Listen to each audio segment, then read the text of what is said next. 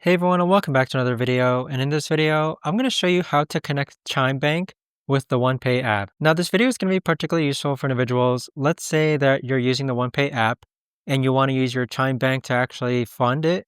How do you actually go ahead and connect both financial institutions together? Now, this video is going to be short, sweet, and simple, guys. There's not going to be a lot of steps involved. Now, in order to do this, what you're first going to do is that you're going to go ahead and click on the profile icon in the upper right-hand corner. Then you're going to click on account, and then from here, you're going to click on linked accounts, then click on link bank account. You're going to be redirected to the Plaid app. And so what Plaid is that it's used to connect financial institutions together and keep your data safe.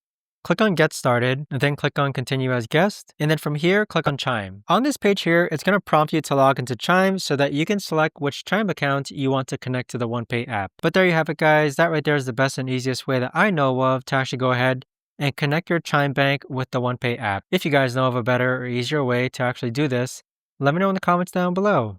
I would love to know. Thanks so much for watching, everyone, and I'll see you guys all in the next video.